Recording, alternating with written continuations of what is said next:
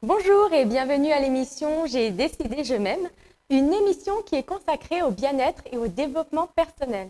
Alors le principe est simple, chaque semaine nous recevons un praticien, une praticienne en développement personnel avec qui je vais parler d'une thématique, d'une problématique et qui va tenter de nous expliquer ou de nous apporter en tout cas des compréhensions, des techniques sur la problématique. Aujourd'hui, je reçois Jérémy Charly, magnétiseur, avec qui je vais parler de rééquilibrage des chakras. Bonjour Jérémy. Enchanté Davina, merci pour l'invitation en tout cas sur le plateau ainsi qu'à l'équipe de Télécréole. Donc avec grand plaisir de pouvoir échanger avec toi. Merci Jérémy d'avoir accepté de venir. Donc en fait, le rééquilibrage des chakras, c'est quelque chose que l'on entend parler ces dernières années. En quoi consiste le rééquilibrage des chakras? Alors tout d'abord, il faut savoir que nous sommes constitués de différents centres énergétiques qu'on appelle donc les chakras. Chakra vient du sanskrit, ça signifie roue ou disque tournoyant. D'accord? Au total, nous sommes constitués de 114 chakras tout autour de notre champ vibratoire. Également au niveau des mains, et nous avons même un 8e chakra qui lui est relié directement à ce qu'on appelle la mémoire akashique. L'ensemble de ces chakras donc vont être alignés à l'intérieur de nous du chakra coronal au niveau du chakra racine également. C'est vrai qu'on a l'habitude de parler de 7 chakras. Exactement. Voilà, est-ce que tu peux brièvement nous en parler? Bien sûr. Donc les 7 chakras, nous avons du chakra coronal qui est lié à la connexion spirituelle, d'accord, tout ce qui est la connexion du microcosme au macrocosme, tout ce qui est d'infiniment plus petit à infiniment plus grand. Et nous avons donc dans l'alignement, dans ce même alignement, le chakra du 3e œil, le chakra de la gorge, le chakra du cœur, du plexus solaire, le chakra sacré, ainsi que le chakra racine, situé au centre de notre bassin. D'accord, donc chaque chakra est relié à un organe? Chaque chakra est relié à un organe et chaque chakra a sa spécificité. C'est-à-dire qu'en partant du chakra racine, nous allons travailler sur tout ce qui est l'enracinement, mais également aux besoins vitaux, donc tout ce qui est accroche à la matière, mais également donc tout ce qui est protection, sécurité, etc. Voilà un petit peu pour le premier exemple. Au niveau du chakra sacré, on sera lui relié sur tout ce qui est l'épanouissement personnel, les plaisirs et les désirs au sens général. Également attrait sur la sexualité sacrée, avec le masculin divin et le féminin sacré. En remontant, nous retrouvons le plexus solaire avec tout ce qui est énergie, force, volonté personnelle, motivation, confiance en soi. Quand on remonte, on va encore retrouver le chakra du cœur. Alors le chakra du cœur, bien souvent, il faut savoir que le chakra du cœur est relié en soi avec 2 sous-couches. Le chakra du cœur inférieur et supérieur. Le chakra du cœur inférieur est relié à tout ce qui est l'amour inconditionnel. D'accord? L'amour de soi, l'amour des autres, l'empathie, etc. Le chakra supérieur, lui, va être relié plus qu'à tout ce qui est l'amour romantique, mais également à tout ce qui est les émotions personnelles. Quand on remonte, on va retrouver également donc, le chakra de la gorge avec ce qu'on appelle donc le chakra des dits et des non-dits, de la parole claire et précise. De l'affirmation aussi. De l'affirmation de soi, complètement. En remontant, nous allons retrouver donc le chakra du 3e œil, relié à tout ce qui est intuition, perception, développement de tout ce qui nous entoure à travers nos sens extrasensoriels, clairvoyance, clairsenti, clairaudience également. Et enfin, nous allons retrouver en dernier, au-dessus, le chakra coronal, donc comme vous pouvez le dire, qui lui est relié à la connexion spirituelle. En quoi c'est important de rééquilibrer ces chakras? L'importance de rééquilibrer ces chakras nous permet donc d'être alignés en soi sur les différents plans de conscience, que ce soit spirituel, mental, avec le cerveau gauche qui est analytique et le cerveau droit qui est perceptif, émotionnel et physique, pour être aligné et en forme dans son corps. D'accord. Et comment faisons-nous pour... Alors nous pouvons autant travailler sur sur les pratiques énergétiques, ayurvédiques ou même médecine traditionnelle chinoise, ou encore avec les bols tibétains. Nous avons même des auto-soins pour travailler sur la régulation des 7 principaux chakras. que ce soit méditation guidée, méditation visuelle avec projection sur l'ensemble des différents chakras, ou pour travailler sur certaines zones dont on sait on a besoin, où on va vraiment travailler sur la visualisation des couleurs de chaque chakra. On va pouvoir également écouter des mantras ou encore des sons de guérison. C'est vrai qu'en fait, même au niveau des chakras, il y a une couleur aussi qui est associée. Tout à fait. En fait, si vous voulez, dans l'univers, au niveau du prisme de la lumière, nous retrouvons les 7 principales couleurs à travers l'arc-en-ciel qui se retrouvent dans les 7 principaux chakras également. Avec le chakra coronal, avec la couleur violette, le chakra du troisième œil, la couleur indigo, le chakra de la gorge, le bleu ciel, chakra du cœur, couleur verte, le chakra du plexus solaire avec la couleur jaune, le chakra sacré avec sa couleur orange et le chakra racine avec sa couleur qui elle est rouge. Est-ce que le dysfonctionnement d'un chakra est lié à une blessure de l'enfance ou à une Totalement, souffrance? cela peut être lié à des mémoires émotionnelles, à des schémas transgénérationnels et ça peut être lié avec vraiment ce que nous vivons chaque jour depuis l'enfance. Par où on commence? Par un nettoyage?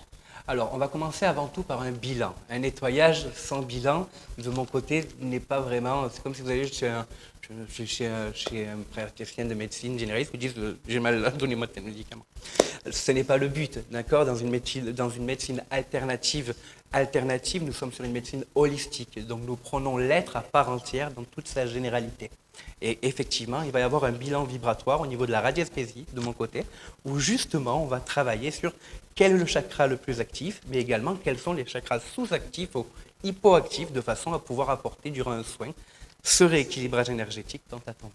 Et dans ton accompagnement, comment tu peux le voir, ce moment, le chakra justement qui est trop ouvert ou pas Bien assez sûr. ouvert? Alors, déjà, ça se ressent chez les personnes. Nous avons tous nos propres ressentis. Et lorsque nous sommes thérapeutes, nous avons l'habitude de travailler justement à travers le ressenti, cette connexion d'âme à âme. Donc, on va vraiment pouvoir savoir sur quel chakra on a à travailler chez les personnes, mais également à l'aide de la radiesthésie, identifier réellement l'ensemble de ces différents chakras. Parce que c'est vrai qu'on dit souvent les chakras en fait peuvent être fermés, mais on peut aussi dire le discours inverse, c'est que le chakra est trop ouvert. C'est donc ça. ça amène aussi un déséquilibre. Tout à fait. On peut parler d'un chakra hyperactif ou d'un chakra hypoactif. Le but est d'avoir un équilibre au niveau de chaque chakra et dans son alignement. Est-ce qu'on a besoin de quelqu'un obligatoirement, enfin d'une tierce personne pour pouvoir justement avoir cet alignement? Alors, on peut le faire seul, ses choix chez soi, grâce aux méditations, comme j'ai pu l'expliquer juste avant, ou on va voir donc un praticien de médecine alternative pour justement travailler sur le rééquilibrage. Quand tu parles de méditation, c'est n'importe quel type de méditation? Alors, on peut très bien écouter des méditations guidées qu'on va retrouver sur YouTube, sur différents réseaux via Internet, mais on peut également travailler chez soi, simplement se mettre dans un état de gratitude, d'ancrage, pour nous permettre justement de visualiser l'ensemble de ces chakras se connecter et nous permettre d'être en pleine conscience. Donc c'est important de visualiser les couleurs. La visualisation des couleurs est très importante, de mon D'accord. point de vue. Et justement, est-ce qu'il faut le faire régulièrement? À quelle fréquence Alors, un rééquilibrage des chakras, conseillerais? pour ma part, lorsqu'il y a une déconnexion au niveau des chakras, c'est bien souvent qu'il y a un vécu de traumatisme. Donc, des expériences difficiles de la vie. Un traumatisme est lié à la perte d'une personne ou bien des choses qui ont pu nous toucher intérieurement. À partir de là, nous pourrons vraiment retravailler sur le rééquilibrage énergétique. Voilà. Après, on peut très bien le travailler sur une fréquence de... Moi, je conseille des cycles de 21 à 28 jours qui correspondent des cycles d'auto-guérison, de régénération, des cycles lunaires, mais également des cycles menstruels pour vous, mesdames. Donc tous les jours, pendant 21 jours, la méditation, on fait la méditation. On peut très bien travailler tous les jours sur 21 à 28 jours. Comme on peut très bien travailler une seule fois en pleine conscience, nous permettant d'avoir accès à l'ensemble de ces différentes ressources. D'accord. Et pareil, est-ce que c'est tous les jours sur tous les chakras ou un seul chakra? Alors, ça peut être Alors, on va dire qu'en fonction de ce que vous avez à travailler intérieurement, je dis bien en fonction de ce que vous avez à travailler intérieurement, vous allez pouvoir vraiment cibler. Soit vous savez que vous avez un gros problème au niveau du chakra du cœur, et dans ce cas-là, on va vraiment travailler en visualisant donc cette magnifique couleur verte complètement nous remplir de belles énergies et nous permettre d'avoir accès à cette source d'auto-guérison. Ou sinon, on pourra faire la même méthode sur l'ensemble des différents chakras. Et nous pouvons, si nous le voulons, pas seulement travailler sur un chakra, travailler sur l'ensemble en visualisant l'ensemble de ces différents chakras à travers les différentes couleurs.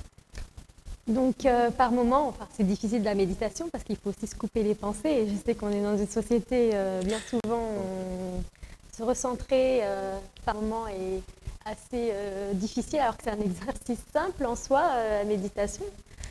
Mais la question, c'est pour les personnes qui, justement, ont des pensées qui sont tout le temps là, est-ce que tu aurais une astuce Alors, à pour ma donner? part, je conseille aux personnes d'aller justement en pleine nature, dans un endroit où ils se sentent en connexion. Ça peut être en forêt, ça peut être à la plage au lever du jour, au petit lever du soleil.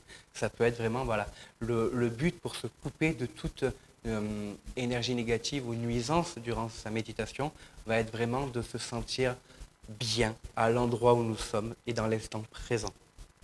Tu parlais des moyens aussi pour rééquilibrer les chakras, dont Bien sûr. l'aromathérapie. Tout à En fait. quoi exactement ça peut aider? En fait, l'aromathérapie va vraiment nous permettre de travailler sur l'ensemble des différents centres énergétiques en appliquant, donc on travaille vraiment sur les huiles essentielles, et là on va vraiment pouvoir appliquer sur chaque chakra, donc une petite goutte de niaoli, de ylang-ylang, etc., pour travailler sur l'ensemble des différents chakras dont il y aura une importance. Donc chaque huile essentielle a sa propre vertu en Chaque huile fonction des essentielle chakras? a chaque propre vertu, tout à fait. Tu aurais quelques exemples?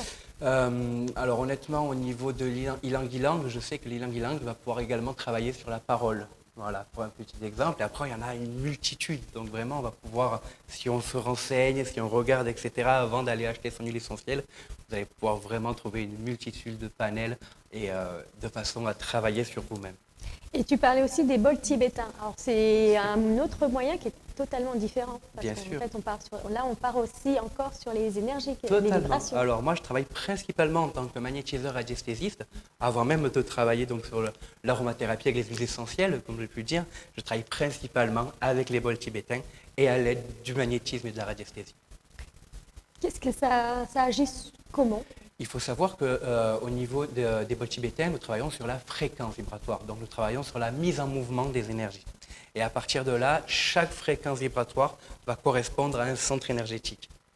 Et là, nous allons vraiment pouvoir travailler avec 1, 2, 3, 4 bols, les faire résonner ensemble et vraiment créer une vibration nous permettant de lâcher tout ce que nous avons en nous et de nous réaligner à l'intérieur de nous-mêmes. Donc le but, c'est vraiment d'être aligné à l'intérieur de Le nous-mêmes but- pour vivre bien, en pleine forme. Et en équilibre avec soi. D'accord. Je te remercie, Jérémy, pour toutes ces compréhensions, ces astuces.